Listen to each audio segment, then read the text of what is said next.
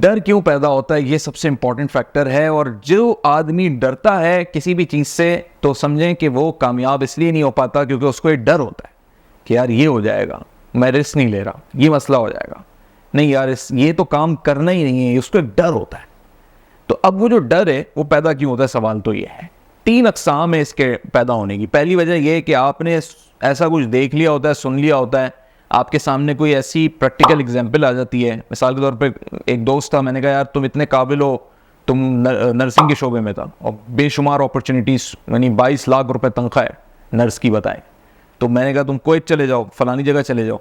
अब उसके दिल में एक डर था, जो उसके, जब मैंने खंगाला कि क्या डर था, कि वो क्यों मुल्क से बाहर नहीं जाना चाहता था, क्योंकि बचपन में उसने कहानी सुनी थी अपने बड़ों से जो किसी रिश्तेदार के बारे में थी, और वो बाहर गए तो उनका एक्सीडेंट हो गया, तो उनको वहीं तदफीन हो गई थी, तो उनकी लाश भी वापस नहीं आई।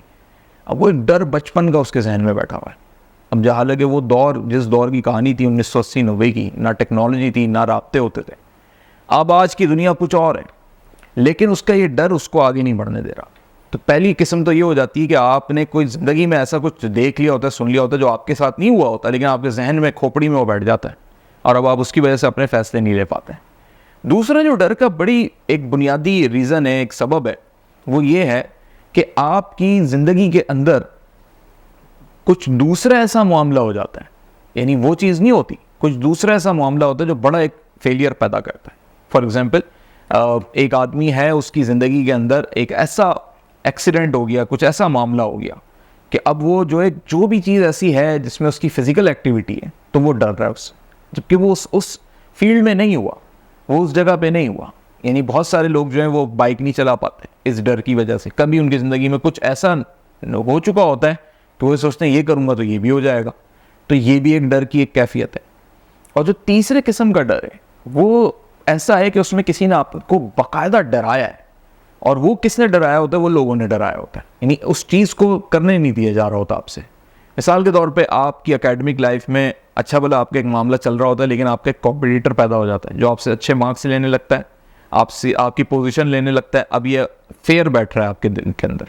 इसी तरह आपकी प्रोफेशनल लाइफ में आपका एक दूसरा कुलीग है, वो आगे बढ़ना आपसे ज़्यादा शुरू हो जाता है, बेशक अपनी मेहनत के बलबूते पे हो रहा है। अब ये आपको इंटरनली एक फेयर क्रिएट होना शुरू हो गया। यहाँ पे होना ये चाहिए था कि आप मेहनत करते, उस फेयर को ख़त्म करते, लेकिन आपने उस फेयर को बिठा दिया, इतना ज़्यादा बिठा दिया कि अब आपकी ज़िंदगी के आगे जितने भी मराहल आ रहे हैं, आप आगे नहीं बढ़ पा रहे उसमें। आपकी प्रोफेशनल लाइफ में आप आगे नहीं बढ़ पा रहे, आपकी तरक्की नहीं हो पा रही, आपकी प्रमोशन नहीं हो पा रही। इसलिए नहीं हो पा रही क्योंकि अब आपको जो भी अपने से आगे जाता हुआ दिखाई दे रहा है, आप उसे रास्ता देने, चाह भाई तू चला जा, तू कामयाबी हासिल कर ले, तू ये पोजीशन हासिल कर ले, ये कमरा, ये कुर्सी, ये काबिलियत, ये पोजीशन, ये ओहदा तुम्हारे लिए, मेरे लिए नहीं है।